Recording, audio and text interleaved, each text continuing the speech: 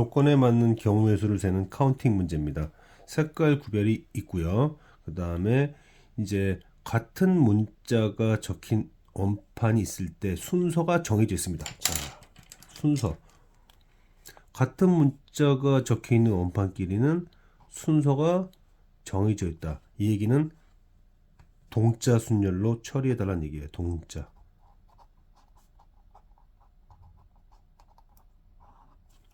같은 것이 포함된 경우의 수, 같은 것이 포함된 경우의 순열, 뭐 이렇게 정의해서 표현할 수 있죠. 그 다음에 색깔, 색깔이 아니라 문자가 같은 게 없으면 마찬가지로 D는 가장 마지막에 있어야 된다. 자, 분류를 잘 해야지 되는 문제죠. 그러면 어떻게 얘기를 해야 되느냐? 지금 일단 같은 문자가 있느냐 없느냐를 얘기를 하고 있으니까, 자, 1순위는 이렇게 얘기합시다. 자, 같은 문자가 아예 없는 경우와 한 개가 있는 경우와 두 개가 있는 경우로 나눌게요. 그럼 같은 문자가 없다라고 하는 것은 결국 A, B, C, D가 다 나온다는 얘기고, A, B, C, D가 나올 때 색깔은 모르잖아요. 그러니까 같은 문자 다음이 색깔인 거예요. 예를 들어서 이렇게 선택될 수 있는 거잖아요. 따라서 A, B, C, D는 뭐부터 따져야 될까요? 색깔부터 선택해야 됩니다. A는 흰 거 아니면 검은 거, B도 C도 D도 연속적으로, 그렇게 색깔에 대한 선택을 연속적으로 4번 해야 됩니다. 자, 그렇게 되면 일단 D가 맨 밑에 깔려야죠. 나 조건에 의해서. 그런 다음에는 나머지 A, B, C를 나열하면 됩니다. 나열하면 돼요.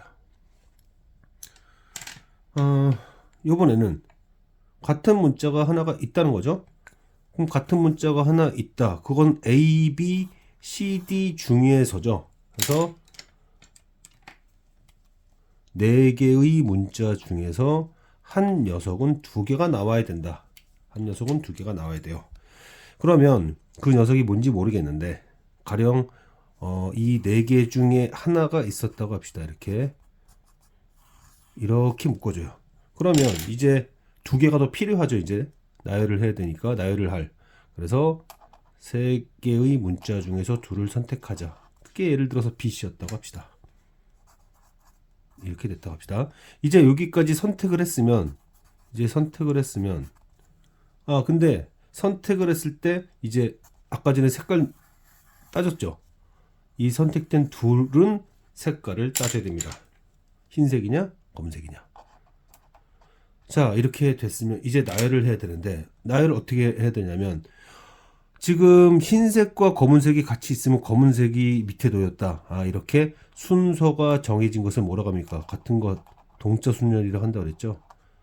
이렇게 넷을 나열하는 경우로 봐야 됩니다. 그래서 2팩분의 4팩으로 처리를 해야 된다. 자, 마지막으로 같은 문자가 2개가 있다.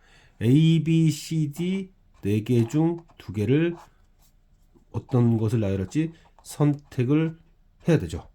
그런 선택 대상이 가령 A와 B였다고 합시다. 그런데 여기는 흰색, 검은색이 항상 있게 되니까 얘네들은 결국 순서가 정해져 있고요. 또 얘네들도 순서가 정해져 있죠. 이것을 나열하는 경우의 수는 4C2라고 해도 되고요. 아니면 2팩, 2팩, 4팩으로 해도 됩니다. 어차피 이건 4C2이긴 해요.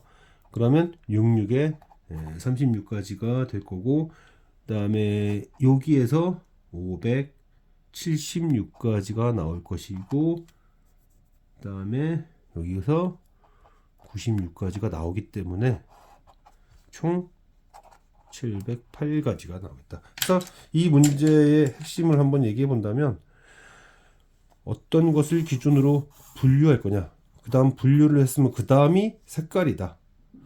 문자의 선택 후 색깔을 결정하고 그 다음 나열한다. 이런 카운팅의 순서를 적절하게 나눌 수 있는 것을 평가했습니다.